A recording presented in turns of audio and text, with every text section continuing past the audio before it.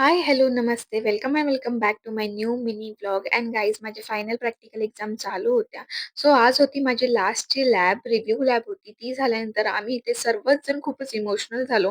कारण की practical exam संपल्यात आणि लवकरच थेअरी एक्झाम पण संपतील आणि आमचा वायसीचा प्रवास इथेच संपेल. या कनेक्शन राहील, बट आमचं रोजचं येणं-जाणं वगैरे सगळेच बंद होणार आहे. But can't do anything. कॉलेजमधलं सगळं झालं आणि मला निसा निघायला लागली जाम. सो रोहित वडेवाले आमच्या राइट वायसीच्या समोर आहे.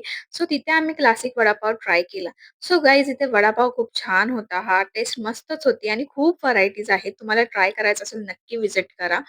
सो त्यानंतर सानिकाने मला केलं घरी ड्रॉप कारण की ऐश्वर्या जाणार होती वाईला म्हणजे तिच्या घरी. ती तिथून अपडाऊन करणार होती आणि माझे पण आता एक्झाम्सच राहिलेले आहेत. सो मी पण अपडाऊन करणार आहे. मी पण जाणार आहे उद्या घरी. The next day.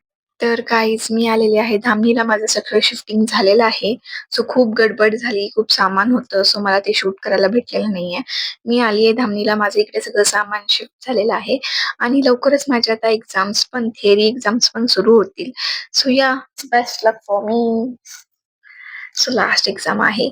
पुढे आता घेणार आहे पुढे पण ऍडमिशन वगैरे. बट ग्रॅज्युएशनची last exam, you can all know the feeling.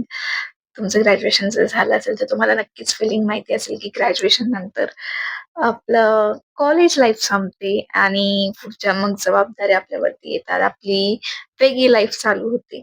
So yeah, best luck for मी. आणि मला माहिती तुम्ही सगळे माझ्या इथे चिंतकच आहात. सो तुम्ही पण माझ्यासाठी खूप छान असं लक द्याल. सो कंटिन्यू व्लॉग बघत राहा, असा सपोर्ट करत राहा. या, टिल देन बाय बाय.